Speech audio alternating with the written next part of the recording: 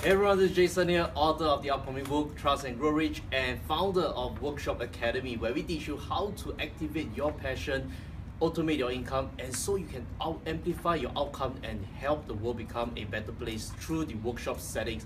And today I have a very, very special guest, a dear friend of mine, Rash, and we want to share with you something that's really interesting. Let me just introduce him to you first, and then I'll allow Rash to share a little bit about himself. So Rash started his business ever since he was 18. He is the director of InvestingChamps and Fit's Body SG, and he's an author of an upcoming book called Six Packs Investor, a young man's guide to massive wealth and rip apps.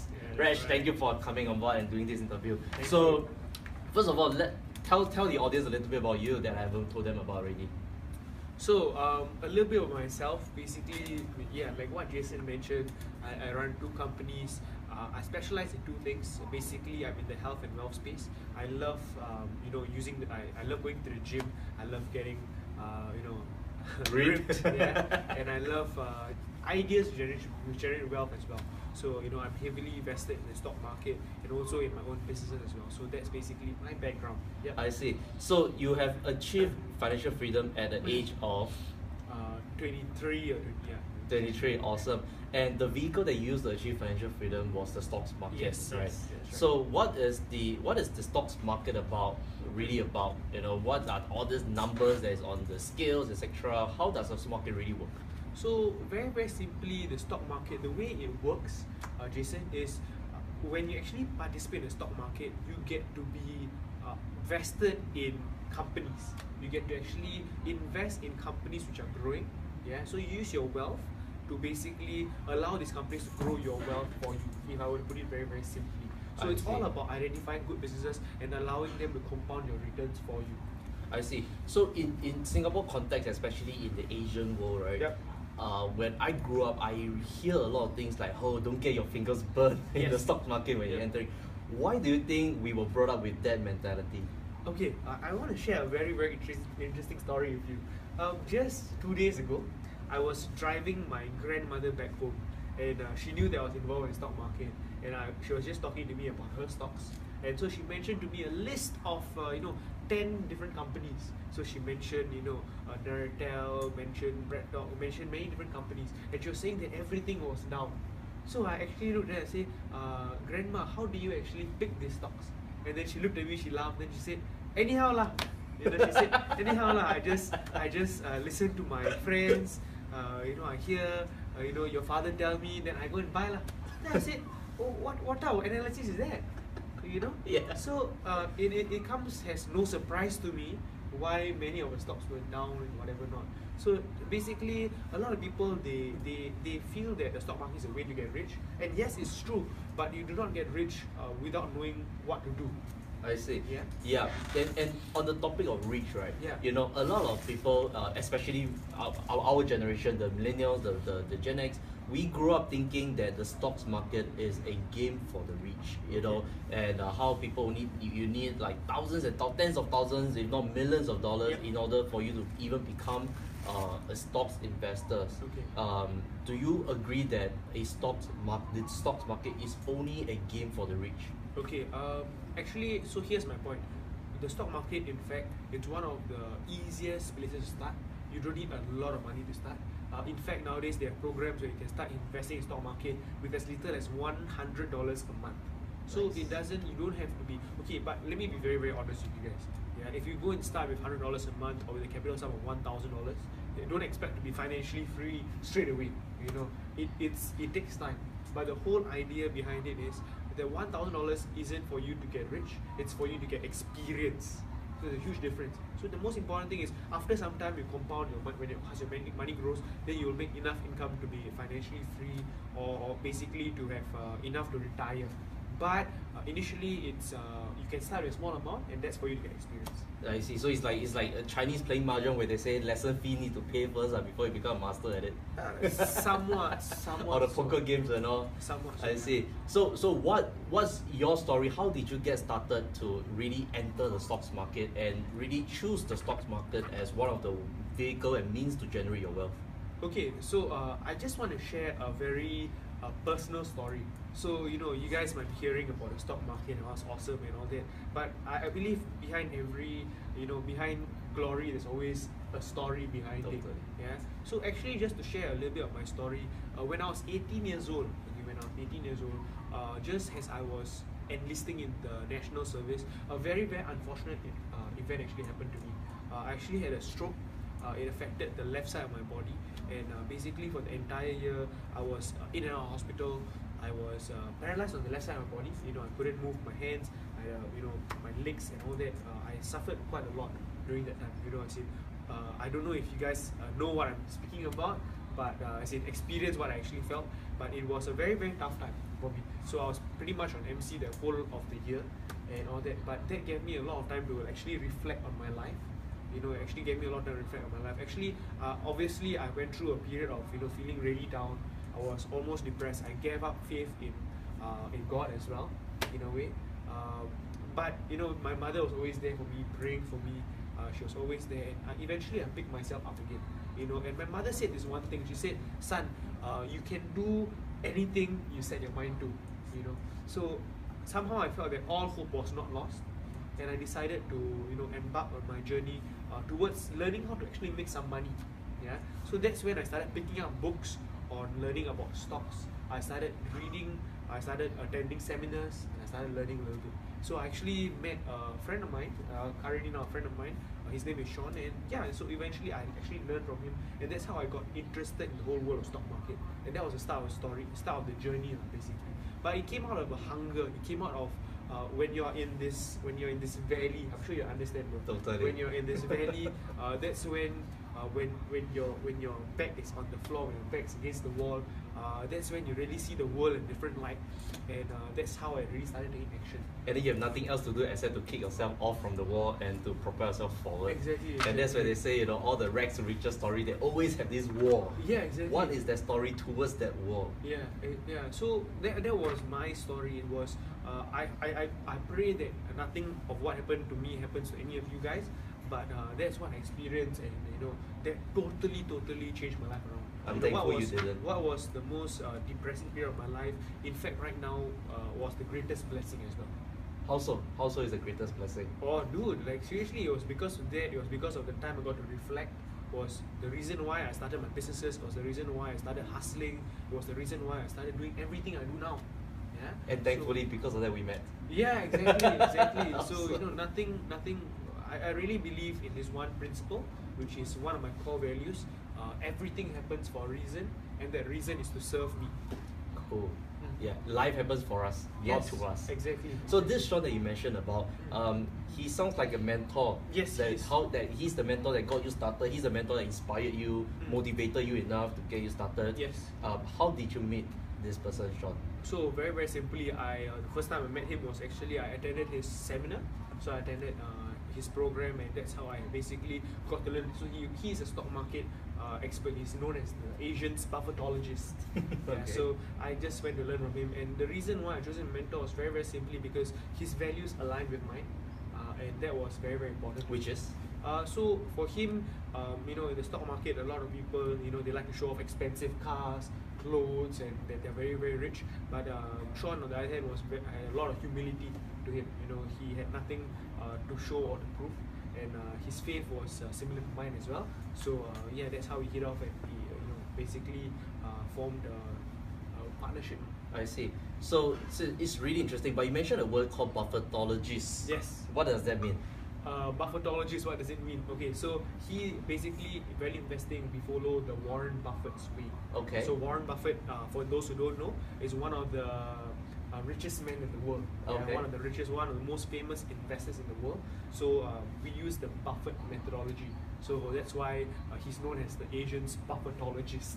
Interesting. Yes. So how does this guy called Warren Buffett become the top wealthiest person on earth? What are some of the secret stuff? What are some of the really interesting insights that he's doing that the rest of 99% population is not doing, or the other 99% of the investors are not doing, the business owners are not doing? What makes him so unique? What makes him this methodology so unique that land him in that place? And can any average Singaporeans, you know, adopt such a billionaire methodology? Because we all know that, you know, the way that the game is played when you're up there versus you're down here is completely two different scenarios. So what is this methodology about, and can the average ordinary Singaporean adopt the same methodology as well? Yes and no. So yes and no. The average Singaporean can definitely adopt the methodology, the way of investing, value investing, very simply. Anyone can actually learn that. Warren Buffett is a billionaire. He's a billionaire. He's worth over $65 billion. Whether any ordinary Singaporean can reach that status, no, not really.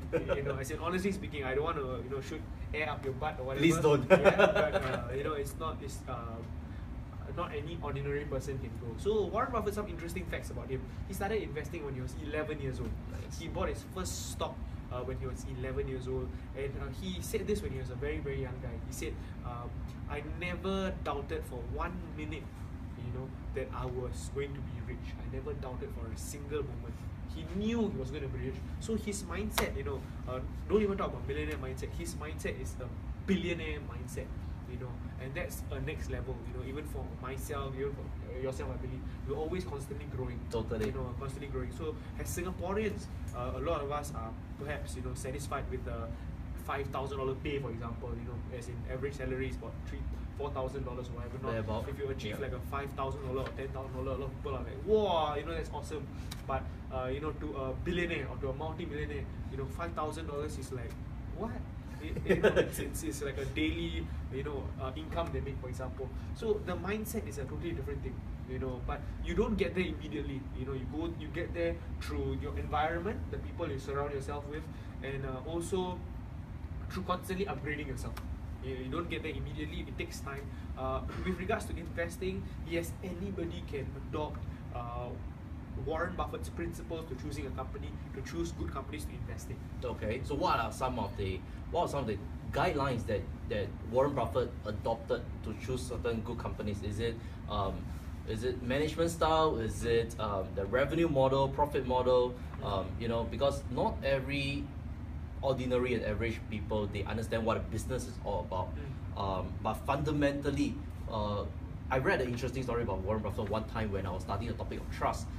And that led to the book of Trust and Grow Rich, because one particular story was Warren Buffett was trying to acquire a company. I think it was Walmart. Okay. And a typical transaction like that, it was about, don't quote me on the figure, but it was about $23 billion, that size. A normal transaction of that size of deal minimally would take about 6 to 8 months just to do a financial checks before even they discuss whether they want to get into it. Yes.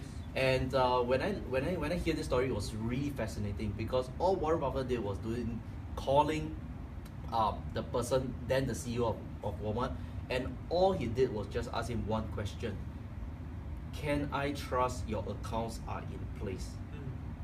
And because of that word yes, the deal was done within 24 hours. The transaction was sealed in 24 hours, and then just months later, the whole transaction was complete. Yes. You know, so would you say that, you know, for people who don't understand business, all right, in the context of people who are just in their day job making $5,000 a month, their contacts are still within the employee status, how can they understand how the Warren Buffett way operates? You know, Okay. how does he actually analyze what is a good company that he sees? What are three things that he look out for? Okay, so just to answer the question very simply and succinctly, number one, he has this philosophy where he wants to invest in simple and easy to understand businesses. So for him, he never would want to invest in a business which he doesn't understand. So that's one thing we must adopt. You know, we must invest in companies which are simple, easy to understand, and you know, which is not too complicated. You know, for him, there was one time where interviewer actually asked him, would you invest in Facebook, for example? And Warren Buffett, simply him being him, he just said, look, you know, I don't think I believe Facebook is a good company, but I do not really understand Facebook. You know, I don't know exactly where Facebook will be in 10 years time. and because I don't have an idea of how Facebook will be in 10 years time, I do not invest. So I love that thinking of this. You know, always invest within, rule number one, always invest within your circle of competence. Always invest within your circle of competence. That's number one. And number two, he said this one thing. He said, no person should have any business investing in the stock market if they do not understand financial statements. So for him, having the knowledge of reading financial statements is very, very, very important. So we need to learn how to actually analyze a balance sheet, cash flow statement, and basically an income statement. Yeah, as in, if we have that basic understanding of the financial reports, then we can start investing well. Yeah, so this is the two main things. You need to invest in a good business, simple, easy to understand business, and we need to understand financial reports as well. I see. Yeah. And the third thing? So the third thing would be to start early. Yeah, it would be to start early and to start as soon as possible. Why? How so? Why should we start as early as possible? The reason why. And how early are we talking about? How early are we talking about? Basically. You started 18. He started 11. He started 11. Well, if you're 50 years old reading this, you can't turn back time, can you? You can't turn back time. So my answer will be now. Answer will be now, as soon as possible, to actually immediately start applying and start investing. Well, most important thing before you start investing is to actually invest in yourself to actually learn this skill. Yeah. Okay. So you brought up a term that is very, very interesting, and I think for the ordinary people out there, they might have a trouble understanding this term called value investing. Yes. Would you like to elaborate on that term? Because when I heard value investing for the first time, I never really quite I quite sort of get it, but at the same time, it's like investing is investing. Why is there such a thing called value investing? Okay. So what is this value investing all about? Alright, so okay guys, one thing I must let you guys know is that under the whole stocks, the stock market, there are people who follow many different methodologies. Some of them I'll just name some of them for you. There's trading, there's scalping, there's basically value investing, there's swing trading, for example. There's many different things. Yeah, but what exactly is value investing? So value investing, if I were to summarize it, is to invest in very good businesses at sensible prices. So you want to buy fantastic companies at sensible prices. That's number one. And number two, value investing, typically you want to buy a company when it's trading below its net asset value, or it's below its intrinsic value, you should call it. And we want to hold it generally for a mid to long term period. Right? So we're looking to at least hold it for the next 3 to 5 years or beyond. Yeah. So 3 to 5 years, so interesting. So it's not those get rich quick kind of investing. Is I would say this is something that along the line of where something I read about compounding growth. Yes. This word compounding growth. People who have never taken accounting will probably never even know what is compounding. Yes. They know the 5 C's in Singapore. Yeah. Cash, condo, but you were saying something about start now and start early. Has this got to do something with the compounded growth that you? Yes, of course. So very simply, to just let you all understand what compounding growth is. Let's just say, for example, I can't really remember the figures very well, but very simply, if you actually maybe start with $10,000, for example, if you start with $10,000 and you are able to achieve an annual growth return of maybe 15%. Of about 15%, you'll basically be able to double your money in every about 4 years or so.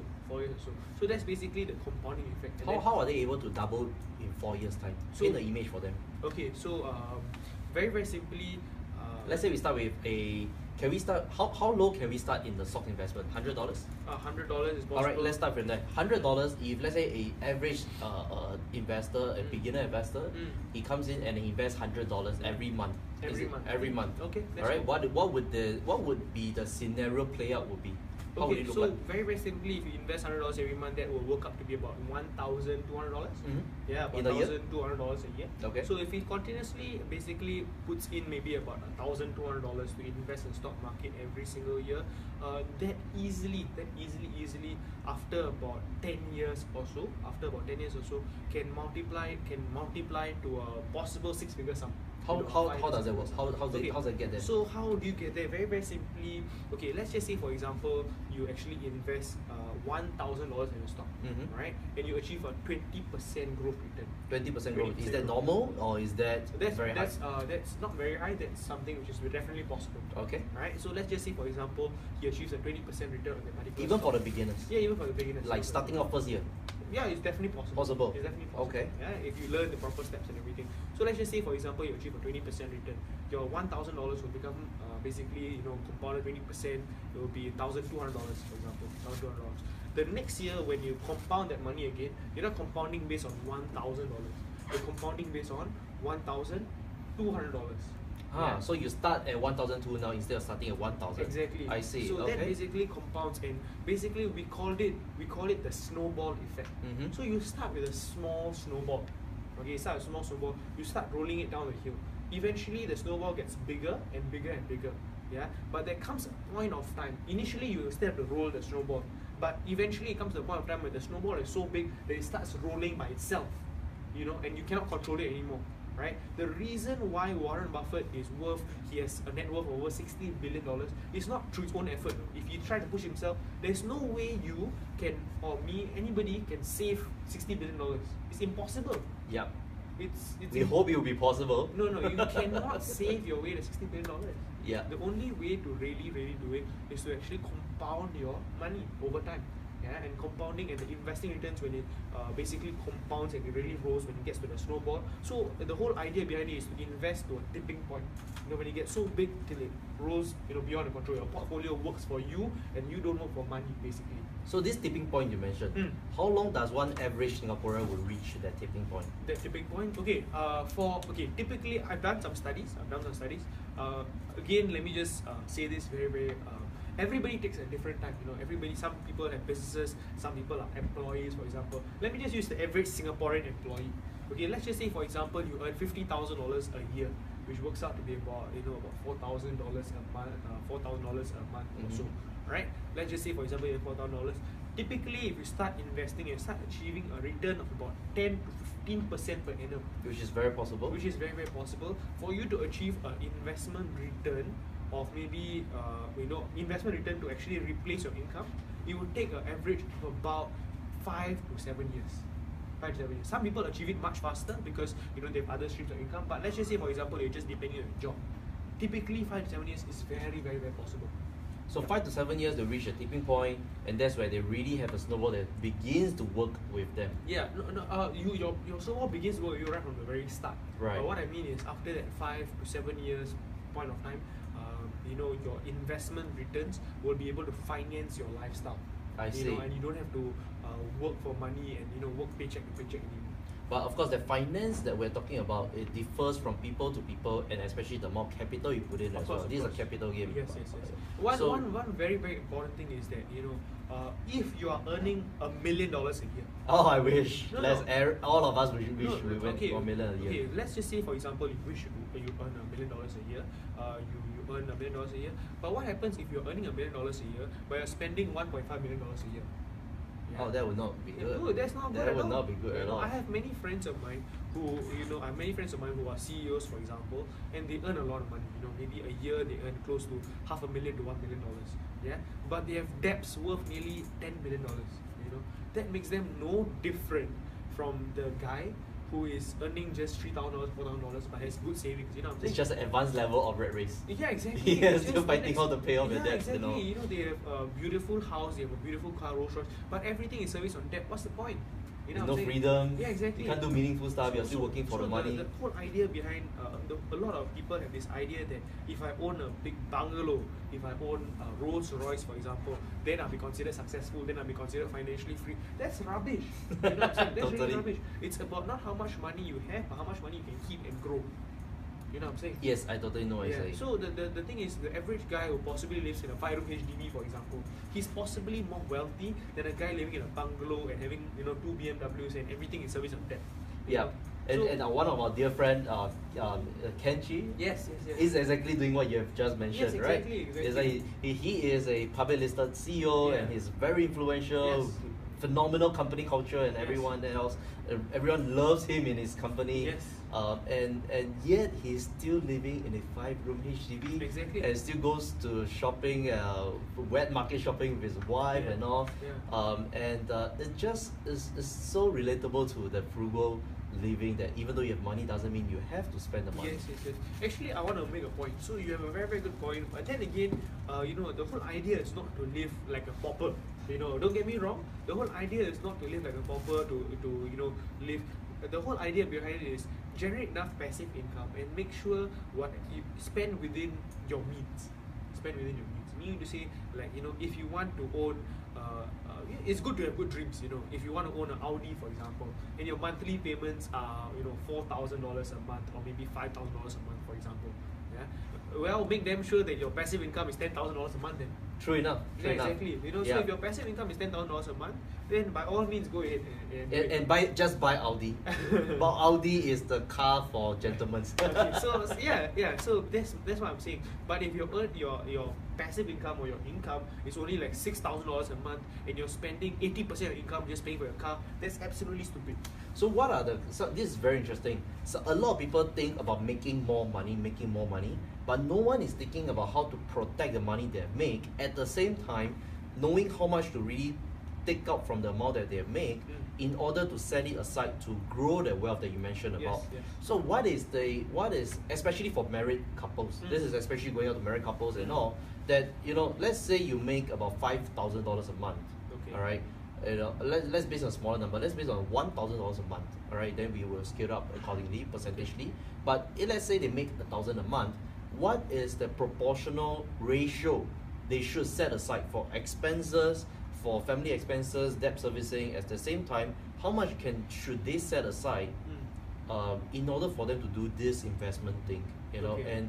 And setting aside money, but should they be prepared for a economic sandstorm, for example? Okay.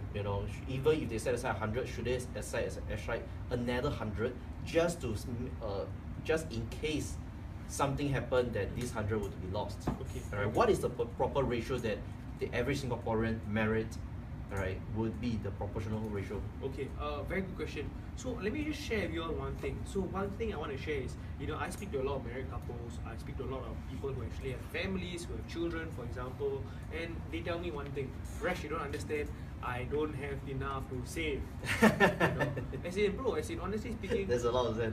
A lot of people say that, and honestly speaking, it is a true thing for many people. If you go and look at nowadays the expenses wise, for each child they send for tuition, for example, easily it's $1,000 a month. No way, yeah, man, totally. It's like crazy. It's yeah. crazy. So a lot of money is spent on tuition, on university, and all that. So a lot of parents find it very, very hard to save. And I understand and I sympathize with this, but I beg to differ. Okay, the reason what I beg to differ is, when I was very, very young, I was taught this one principle. A lot of people, they have income. After they spend whatever, then they save the money. One very, very simple thing to actually turn around your entire financial situation: when your income comes in, set aside a portion of your money for your savings or for your investment first, and the rest you can use for expenses. And how much are we talking about? How much percentage in terms of ratio? Okay, so for every family it will differ. For every family it will differ. For some of you all, minimally at least 10%, for example. Okay. Yeah? But what I'm trying to put across is, the most important thing is to start that habit. To start a habit of not saving what is left. Because usually the case is there's nothing left. Yes, totally. So the whole idea is to start there.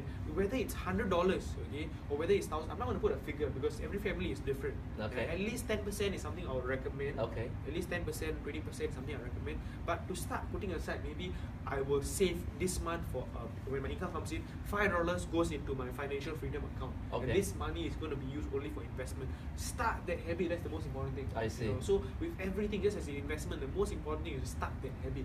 Okay. Yeah? So you have $4,000 coming in after CPF or whatever. Put aside that $500. Put aside that $700, for example, and the remaining you spend.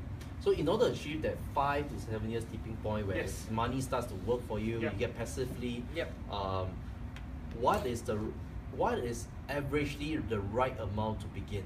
Okay. Like, is it that they should work towards putting aside $500 a month, like what you mentioned? Yep. or can they actually start at 200 or 250 a month to reach that 5 to 7 year tipping point? Okay, so based on my calculation, if you start with investing, about $10,000 a year.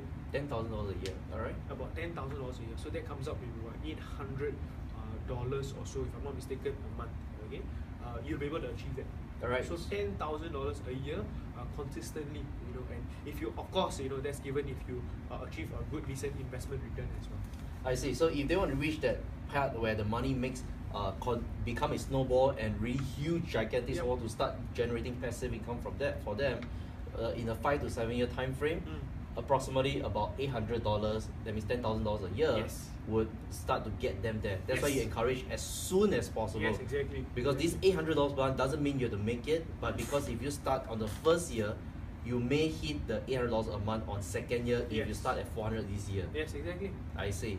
All right. So that's a really, really cool thing. So begin at about $800, aim towards $800 a month, and then aim towards the goal is planned towards about 5 to 7 years. So if you're gonna get married at 30 years old, that's about 25 years old you're gonna start, guys. All right. So you have a new book, Six Packs Investor. Yes. All right. Yes, so what is this new book about, and why do you begin to start writing it? Okay, so this book is called The Six-Pack Investor. So people call me the Six-Pack Investor. It's a young man's guide to massive wealth and ripped abs.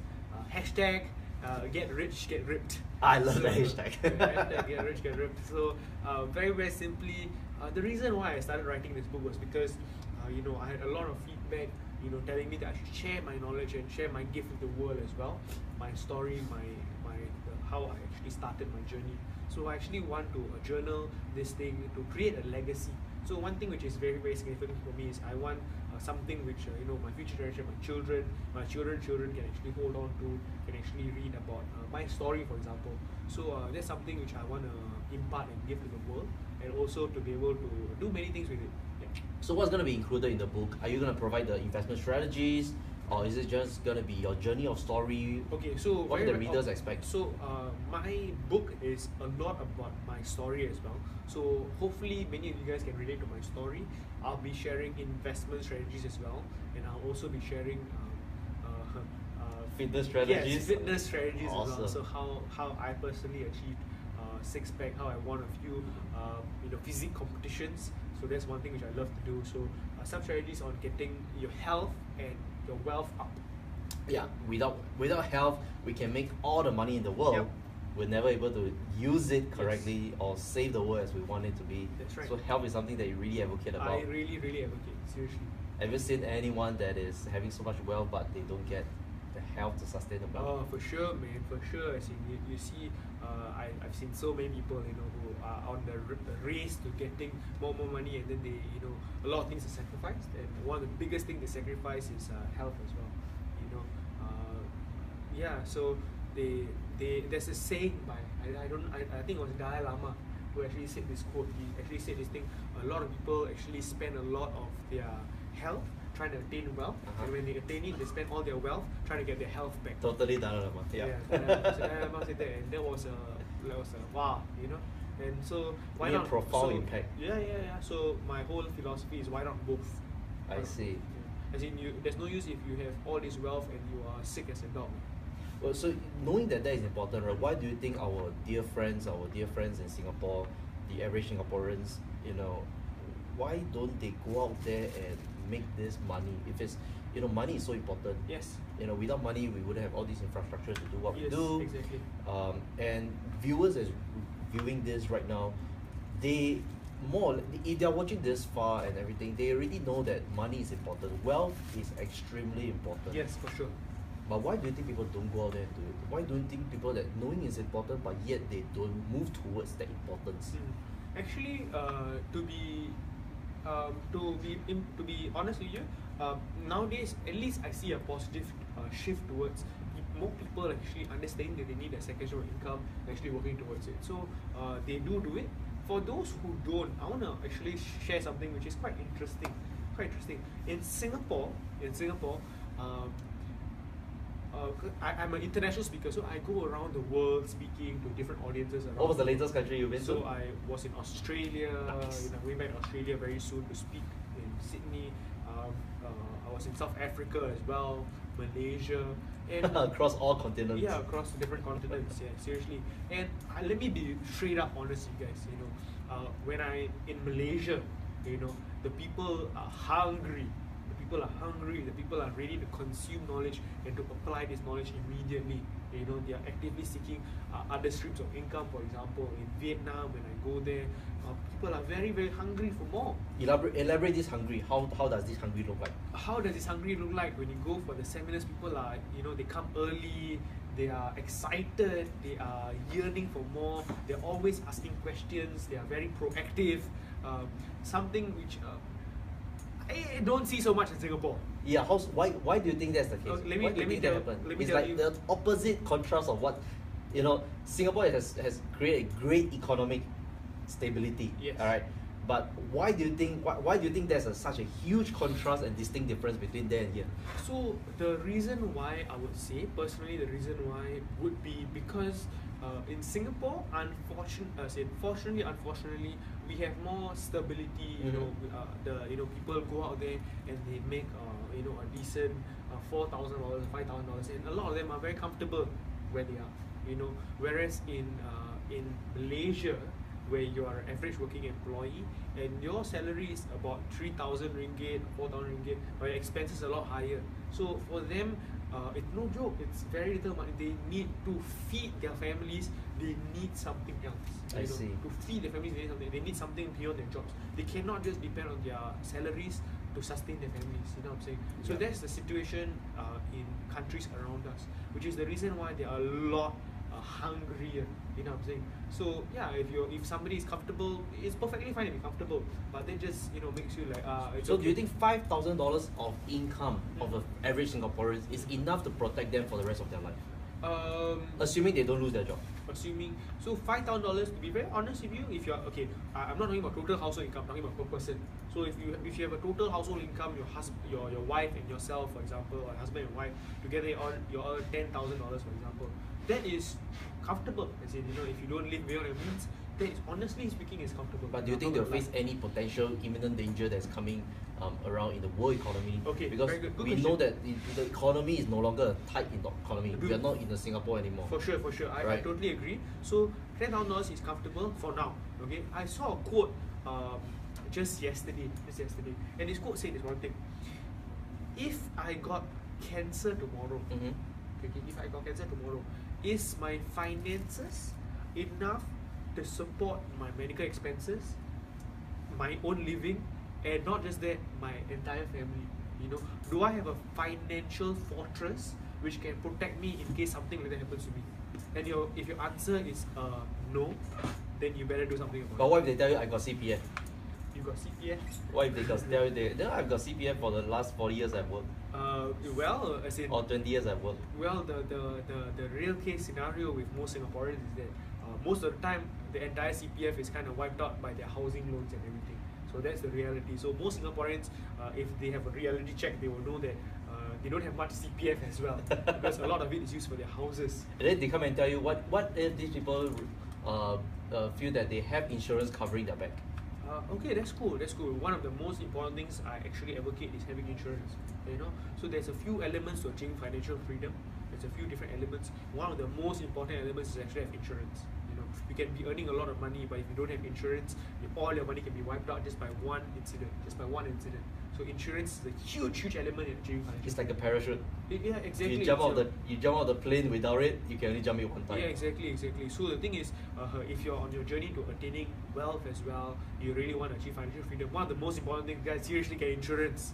You don't want to just lose everything because of one illness, for example. So are there anything in the economy right now, in the world economy, especially Yes. the global? Because we all know, maybe the average Singaporean has not realized this yet, but the US, when there's a saying, when the US sneezes, the rest of the world gets the cold. Yeah, that's true. So are there anything that's happening that is gonna affect us that we can't see it right now, but it is coming in a few years to come? and should they be prepared for it? Is there opportunity? Is there opportunity within the dangers that's going to come into our shores? So, Jason, I totally agree with you. But there's one part I don't agree. The one part I don't agree is something we don't see. Actually, to be honest with you, it's all around us right now. What's today's date? 2nd of November. 2nd November. 2nd November 2016. And in Singapore, we already see it. We already are seeing it. If you don't see it, you're kind of blind. As in we're already seeing it. People. And why do you think they're blind to it? Why do you think they can't see it at all? No, people. As in it's happening. As in you would know that. Banks, major corporations are letting off jobs. If you take a walk down Orchard Road, for example, you can see that people are not, not going out to shop as much anymore. People are not spending as much money anymore. Our minister just announced that our growth rate has been severely, with our predictions for growth would be, has severely gone down a lot. A lot of companies are basically defaulting on their loans, for example. All this news is around us, it's actually happening. So it's something which gives me a very, very clear telltale sign that we are not exactly in a very rosy position right now. You know what I'm saying? Which is all the more reason why your job, if you have a job, is not secure. You've got to know that your job is not secure. You have to find another stream of income, something which you don't have to depend on your boss, which generates you income. So things are happening, but people are not reading the news. They are not understanding what's happening, very possibly, and that's why even things are happening around us. We choose not to be. We can't see it because we don't even know what do we look out for. Exactly. There's a saying that if we want to aim the bullseye, we gotta know where to target. Where's the target? That's very, very true. Right. That's true. Yeah. So how can the viewers if they want to learn more about, do you conduct trainings? Do you conduct how can you help viewers more towards their journey? Okay, sure. So I can definitely help viewers towards achieving their financial freedom, or just simply to give you a roadmap as to what you need to do to start your journey in investing. So there's two ways in which you can contact me. You can go down to my website, www.milliondollarrush.com.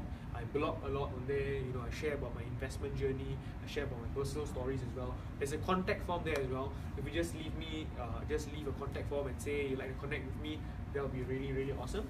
Or you can go down to my Facebook page as well. So my Facebook page is Reshveen, or you can add Six-Pack Investor. So down there, just like the page, contact me, and I will definitely keep you informed of my future workshops. I do conduct workshops, not very often, but whenever I do, I will definitely let you know.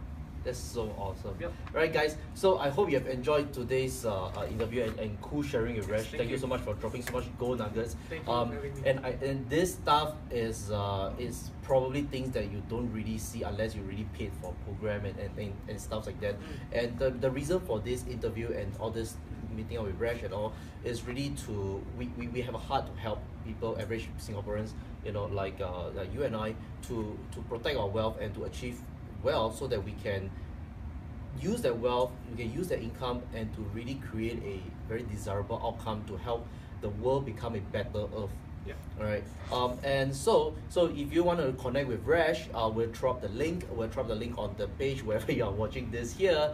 And then if you love this interview and you think that your friends, your families, or simply your loved ones can benefit from this session, and they can learn a little bit more about protecting their wealth, generating their wealth, what to expect going forward. There's so much nugget of wisdom. Thank you so much, because we have never been taught about this in school at all. Yeah, never. sure. Never. This is something that's never taught in school of us, and we are all aiming for the money, but we never really know what to do, what to plan forward.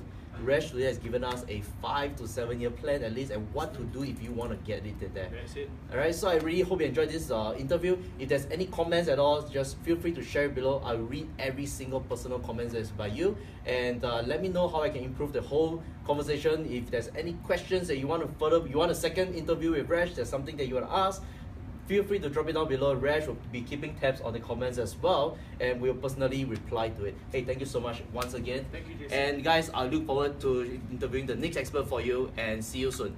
Bye. Bye-bye.